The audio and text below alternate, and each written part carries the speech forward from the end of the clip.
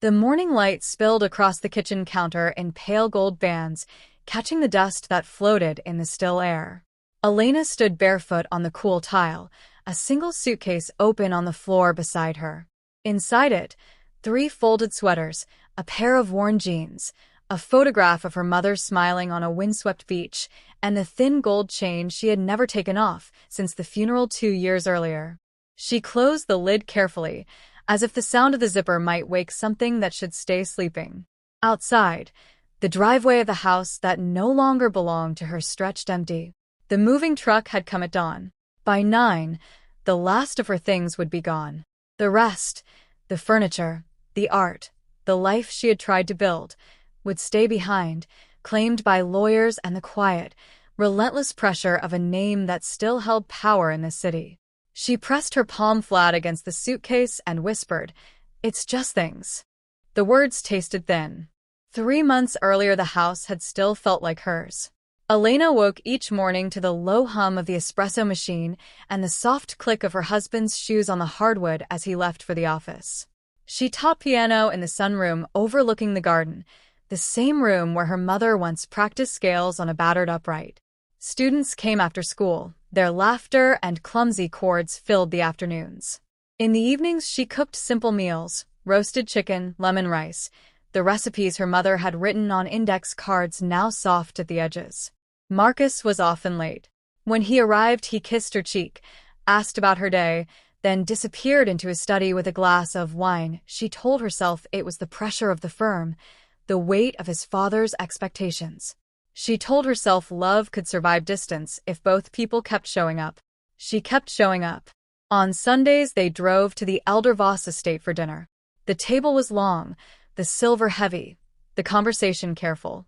Richard Voss sat at the head, silver-haired and precise, his questions never quite questions. How was the teaching going? Still only part-time? Any thought of returning to the conservatory full-time? Marcus answered for her more often than not. Elena smiled and passed the bread. The first crack came quietly. A late charge on the joint account for a hotel room she had never visited. Marcus explained it as a client dinner that ran long. She wanted to believe him. Then the late nights became later. Then the silences at the table grew longer than the conversations. When she finally asked, he looked at her with something like relief. "I don't think I can do this anymore," he said. The divorce moved quickly once Richard involved himself. Papers arrived thick with clauses she did not understand. The house, purchased with money from the Voss family trust, remained with Marcus. Her savings, modest and carefully built from teaching, were deemed marital assets and halved. The piano students drifted away when the address changed. By the time the final decree was signed, Elena stood in a small furnished apartment on the edge of the city with 1 suitcase, a dwindling bank balance, and the knowledge that her former father-in-law had made certain she would not walk away with dignity intact. She had not spoken to her mother in 2 years, could not, but she still reached for the gold chain every morning as if the metal itself might offer advice. The afternoon she moved out, a thin envelope arrived by courier. No return address. Inside, a single key on a plain ring and a short note in her mother's looping hand, dated the week before the accident. "For when you need a door that opens only for you. The rest is in the drawer beneath the window. Trust the quiet places, Lena. They remember who you are." Elena turned the key over in her palm. She had not known her mother kept any property. The address on the accompanying card led to a narrow street of older homes near the river, far from the manicured lawns of the Voss side of town. She drove there that same evening, the suitcase still in the trunk. The house was small, white clapboard, its porch sagging slightly under the weight of years. Ivy climbed the north wall. A single maple stood in the front yard, leaves just beginning to turn. The key fit the lock, as if it had been waiting. Inside, the air smelled of old paper and cedar. Dust motes drifted in the late light. The furniture was modest, a wooden table, 2 chairs, a couch with faded floral cushions. In the back room, a window looked onto a small, overgrown garden. Beneath the sill sat a low drawer. Elena opened it. Inside lay a leather-bound notebook, a bank book, and a sealed envelope with her name. The notebook held her mother's handwriting across years of entries, observations about students, recipes, small joys. Near the end, a longer passage. I bought this place with money I earned teaching, money no one else ever knew about. I wanted somewhere that belonged only to us, in case the world ever asked you to prove your worth by what you could keep. You are more than what they take. The account is in your name. Use it when you are ready to begin again. The bank book showed a balance that made Elena sit down hard on the floor. Not a fortune. Enough to cover rent for a year. Enough to breathe. She stayed the night on the old couch, the gold chain warm against her collarbone. For the first time in months, the silence did not feel like absence. She moved in the following week. The garden needed clearing. The porch boards needed replacing.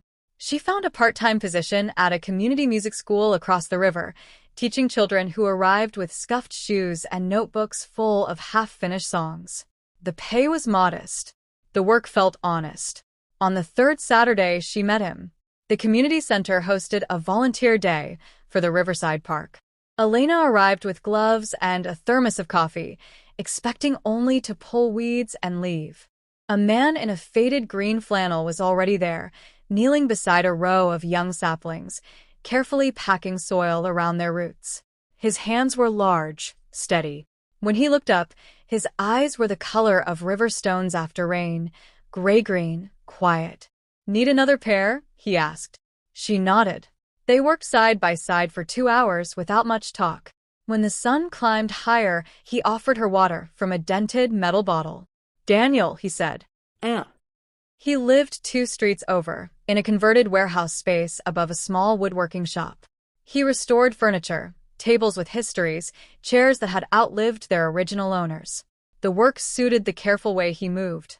Over the following weeks, their paths crossed with a regularity that began to feel intentional. She brought leftover lemon cake to the park one afternoon. He appeared at the music school with a repaired music stand he had found at a thrift store and restored. They shared coffee on her porch as the maple dropped its leaves. Conversations stayed light at first: weather, work, the stubbornness of certain vines. Then, slowly, it deepened. She told him about the students who struggled with rhythm but sang with their whole bodies.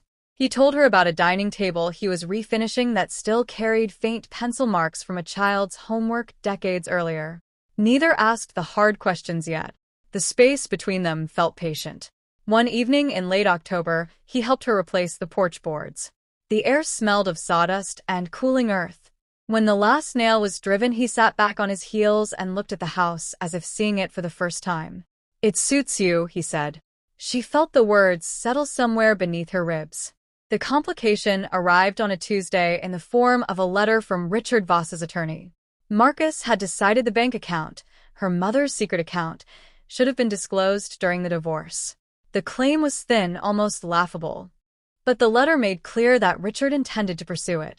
Legal fees would drain what little she had left. The community music school could not offer more hours. The house, though hers free and clear, still needed repairs she could not afford if the account were frozen. That night she sat at the kitchen table with the letter open and the gold chain twisted tight between her fingers. The quiet places her mother had spoken of felt suddenly loud with fear.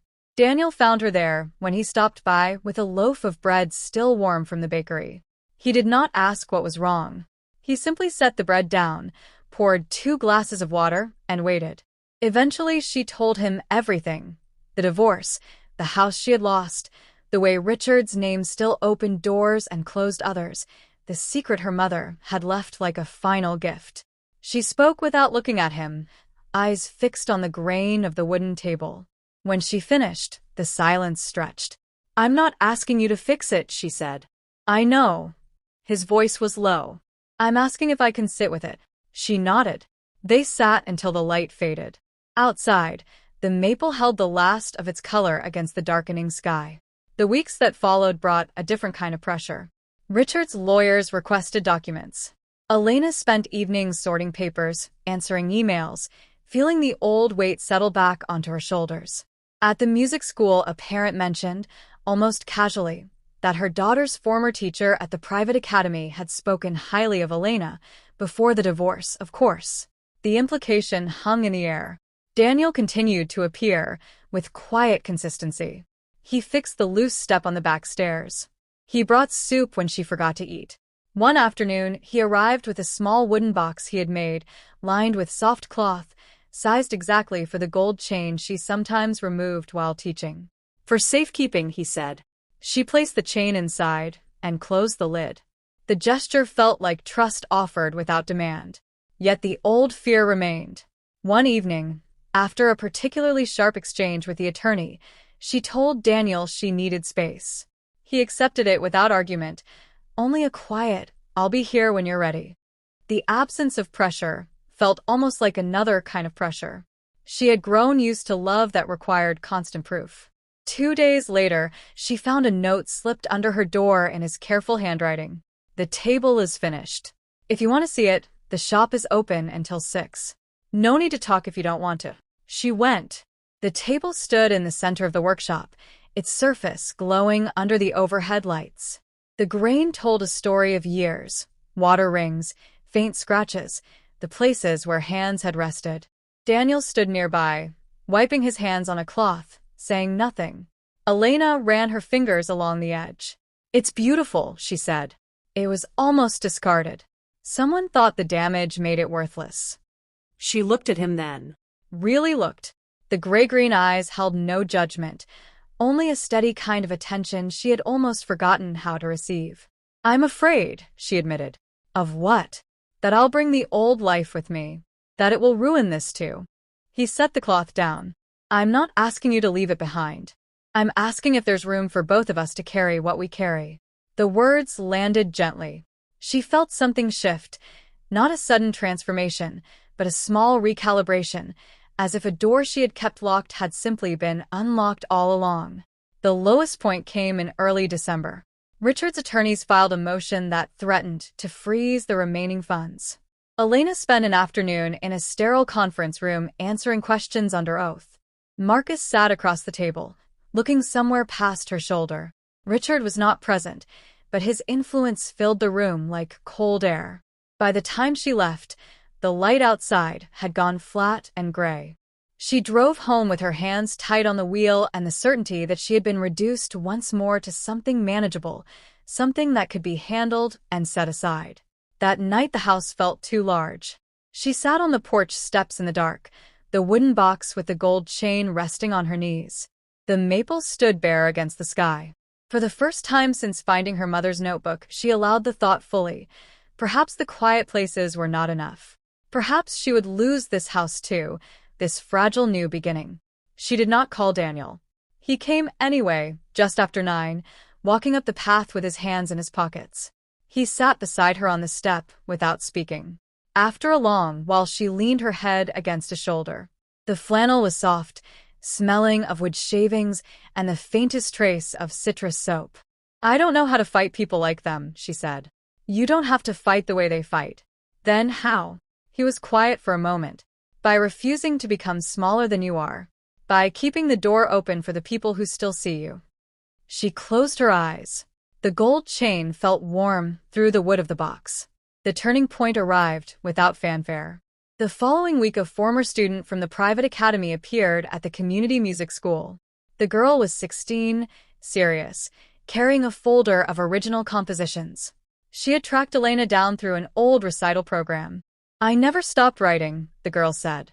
"But I stopped showing anyone. Until I heard you were teaching again."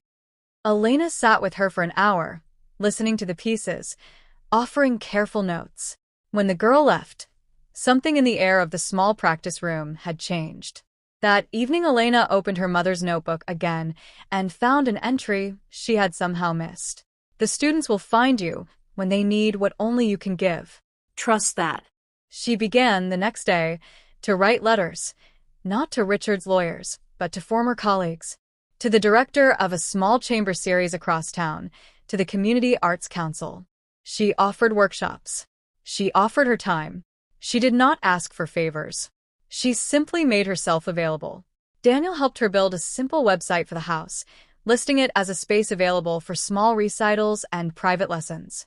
The first booking came within days, a young couple wanting a quiet place for a rehearsal dinner.